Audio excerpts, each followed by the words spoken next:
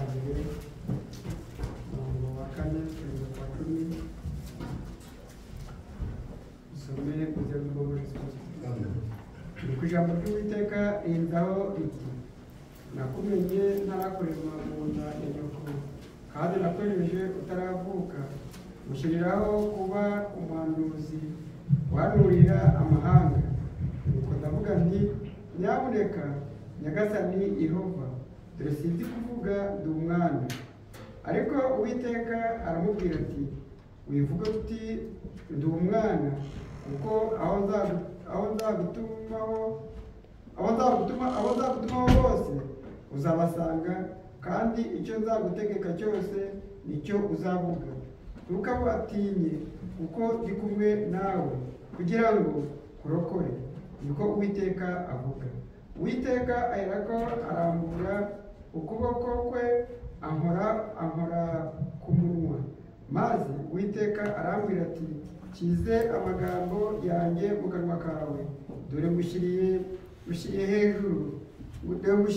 hejuru y'amahanga n'ibihugu by'abami kurandura no gusenya kurimbura no kubika kubaka no gutera imbuto amen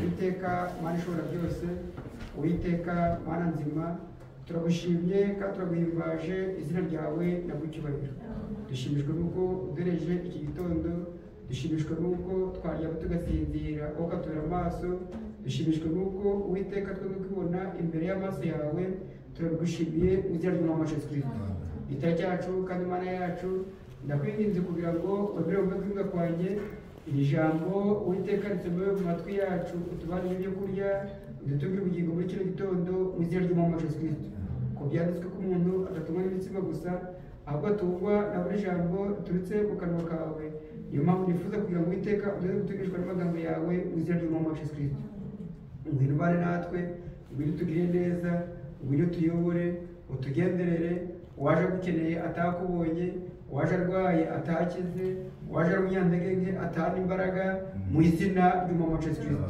ngwino ubane natwe kandi tugire neza mbigusabye neze kubikoze mu izina ry'Umwami Yesu Kristo ashuje mu izina ry'Umwami Yesu Kristo Mana tutugeza kwiduhaye igitondo natwe turashimiye mu izina ry'Umwami Yesu Kristo dushimiye Imana rero yarenze muri data mu rugendo ndetse na twitaho bakagenda amahoro Imana bikoze ikabarinda ntabwo icyubahiro mu izina rya Yesu Kristo muri kino gitondo rero tujijera kugira ngo twumve iby'Imana yateguye twumve iby'Imana idushakaho mu izina rya Yesu Kristo Bibiliya iyo dusomye iratubwira iti ni ku ijambo ry'Uwiteka rivuga kuri Yeremiya iramubwira ati nakumenye utaravuka burya nari nkuzi utaravuka burya nari narakwejeje burya kubona umuntu yizera nuko byari mu mugambi w'Imana uwo bitari mu mugambi w'Imana abijyamo mu kanya gatoya akabivuyemo agasubira hanze agasubira mu by'isi Imana yacu ibamugisha mu izina ry'Umwami Yesu Kristo Bibiliya iri kutubwira ku murongo wa 3 nuko ndavuga nti nyamuneka nyagasani Yehova dore sinzi kuvuga ndi umwana Uwiteka yavuganaga na Yeremiya nyamara Yeremiya yari umwana yari kuvuga ati njyewe nubwo kuvugana nanjye ariko njyewe ndi umwana Uwiteka ati we kuvuga ngo uri umwana ahubwo nzashya amagambo mu kanwa kawe nurangiza ugende uhanurire amahanga yose Haleluya nzashyira amagambo yanjye mu kanwa kawe nurangiza ugende ujye kuhanurira amahanga yose Yeremiya yavuganaga n'Imana Yeremiya ari umwana ariko aravuga ati mwami sinzi kuvuga buriya kuvuga ngo Imana y'ubwayo ikunda umuntu wicisha bugufi Yeremiya suko atarazi kuvuga no ahubwo nuko yabonaga mu maso Uwiteka n'ibyo Imana iri kumubwira akumva biratinyishije avuga ngo nta ushobora kubivuga ariko Imana iramubwira ati we gutinya nakumenye utaravuka, nakwejeje utarabaho, ukiri urusoro mu nda ya nyoko nari nkuzi. Buryo ni ukuvuga ngo gusenga kwacu k'uyu munsi, kwizera Imana kwacu k'uyu munsi ntabwo ari ibintu byatunguranye, ahubwo Imana yo yari ibizi, ahubwo twebwe ni twebwe tutari tubizi. Ariko igihe kigeze Imana iradukoresha. Imana tubabwisha mu izina ry'Umwami wacu Yesu Kristo. Imana igutoranya ryari? Ni igihe wemeye intege nke zawe, ukemera yuko udashoboye. Iyo wavuze ati sinshoboye, nibwo Imana ihera ko ikagushoboza. Imana yacu ibabwisha mu izina ry'Umwami wacu Yesu Kristo. Bibiri kutubwira ngo ariko Uwiteka aramubwira ati wivuga uti ndi umwana, kuko abo nzagutumaho bose uzabasanga, kandi icyo nzagutegeka cyose nicyo uzavuga. Nubwo uri kuvuga ngo uri umwana, nubwo uri kuvuga ngo wowe ntacyo ushoboye, ariko amagambo yanjye nzashyira mu kanwa kawe, kandi abo nzagutumaho amagambo yanjye nzagushyira muri wowe niyo uzagenda ubabwire. Haleluya. Amagambo Uwiteka Imana ashyira mu muntu, ayashyira mu muntu kubera ko yamutoranije. Yamara kumutoranya akavuga ati iri jambo nshyize mu kanwa kawe genda uribwire abandi, cyangwa se ubwiriza abandi mu izina ry'Umwami wacu Yesu Kristo. Ikintu kiriho ni iki? Ni uko Imana yadutoranije tutaravuka. Imana tumenye tutaravuka, idutoranya tutaravuka, itweza tutaravuka, ishyira amagambo yayo muri twe tutaravuka, kugira ngo igihe nikigera iryo jambo yabitse muri wowe, yabitse muri njyewe, uzagende uribwire amahanga yose, cyangwa se ubwire abatizera. Imana tubavugisha mu izina ry'Umwami wacu Yesu Kristo.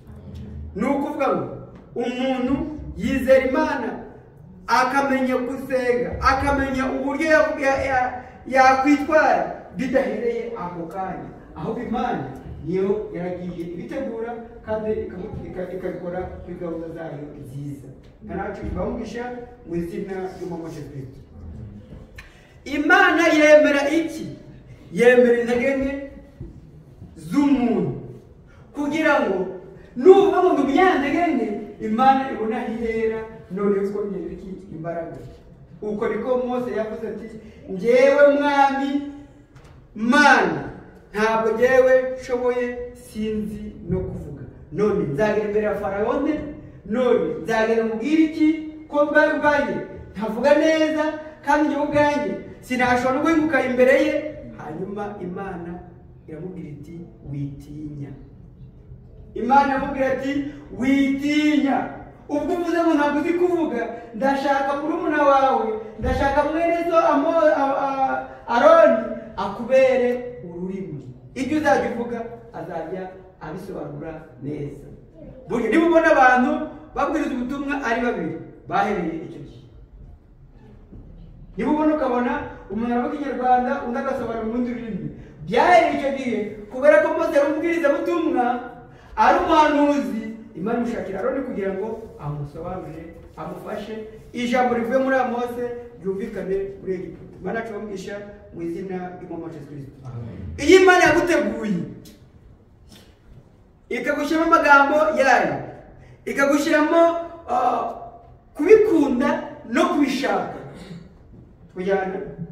Nubona umuntu afite umwete wo gukora iby'Imana, ukabona umuntu afite umwete wo gusenga, ukabona umuntu akunda Imana, ni ukuvuga ngo ntabwo ari we, ahubwo Imana amushyizemo inyota yo kugira ngo agende uko ijambo ry'Imana riri kuvuga. Imana ibavugisha mu izina ry'Umwami wacu Yesu Kristo. Bibiliya iratubwiye ngo Uwiteka aherako arambura ukuboko kwe, ankora ku munwa, maze Uwiteka arambwira ati shyize amagambo yanjye mu kanwa kawe. Amen. Uwiteka aramubwira ati njyewe fasha amagambo yanjye nyashyize mu kanwa kawe, kugira ngo ugende uhanurire ayo mahanga, ubwirize amahanga bamenye yuko ndi Uwiteka. Imana tubavugisha mu izina ry'Umwami wacu Yesu Kristo. Burya ni ukuvuga ngo Imana ihereza abavugabutumwa ijambo, ikarishyira mu kanwa kabo kugira ngo bagende bayihereze ubwoko bw'Imana. Imana tubamugisha mu izina ry'umwami Yesu Kristo. Uherekera kose Imana yakoreshaga abantu kugira ngo abantu bamenye Imana, kugira ngo abantu bizere, kugira ngo abantu bamenye yuko Imana ari ishobora byose yonyine. Imana tubamugisha mu izina ry'umwami Yesu Kristo. Ijambo turi kuvuga ni ijambo ryo gutoranywa n'Imana. Ugatoranywa n'Imana utaravuka, ugatoranywa n'Imana utarabona urusoro, ugatoranywa n'Imana nta kintu na kimwe urakora. Niyo mpamvu mu Baroma ari kuvuga ngo nakunze Yakobo kurutisha Esawu, kandi nta mirimo myiza bari bakora, nta muntu uravuga ati nakoze ikintu kimwe nicyo cyatuma Imana inkunda tujyana, batari baba urusoro. Bibiri kuvuga ngo natoranije Yakobo kumurutisha Esawu. Imana yacu bamugisha mu izina ry'umwami Yesu Kristo.